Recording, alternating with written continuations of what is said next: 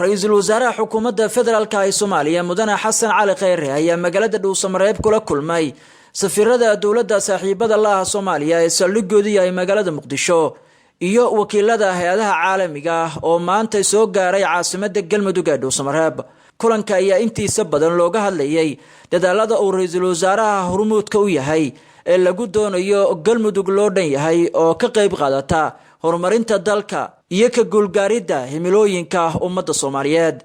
ra'iisul wasaaraha oo mas'uuliyiinta kulanka la qaadatay uga warbixiyay heerarka kala duwan ay soo mareen dadaalada lagu dhisayo Galmudug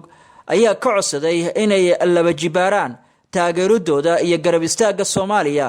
si guul wax ku ool ah looga gaaro dhismaha hay'adaha dawladeed ee Galmudug. mas'uuliyiinta beesha caalamka ee ra'iisul wasaaraha kulanka la qaatay waxaa ka mid ahaa wakiilada qaramada midoobay, midowga Afrika iyo IGAD iyo sidoo kale safiirada midowga Yurub, Qatar, Turki, Ethiopia, Talyaaniga, Norway iyo Kenya. waxaana ugu dambeyntii markii kulanku soo idlaaday la hadlay warbaahinta wasiirka arrimaha gudaha dawladda federaalka ee Soomaaliya Cabdi Maxamuud Sabriye. ra'iisul wasaaruhu wuxuu uga bixiyay oo soo gaarsiiyay howlihii ka dhacay Galmudug muddadii bishaheed uu joogay iyo dadaaladii uu galay wuxuu uga warramay sida ay u rajo fiican tahay maanta Galmudug meesha ay joogto in laga ambaqaado iyaguna ay gacan ka geystaan. safiiraduna mid bay u hadleen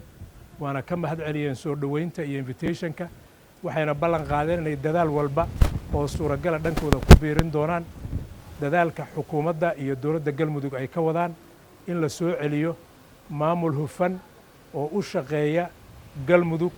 horumarkeeda iyo adeeg ra'iisul wasaare Xasan Cali Khayre iyo wafdiga uu hogaaminayo ayaa maalintii 29aad deegaanada Galmudug ugu sugan dhismaha Galmudug sal adag loo dhan yahay oo xiriir dhow la leh dawladda federaalka ee Soomaaliya. Cabdi Jamaal Macalin Axmed, Kalsan TV, Dhuusamareeb.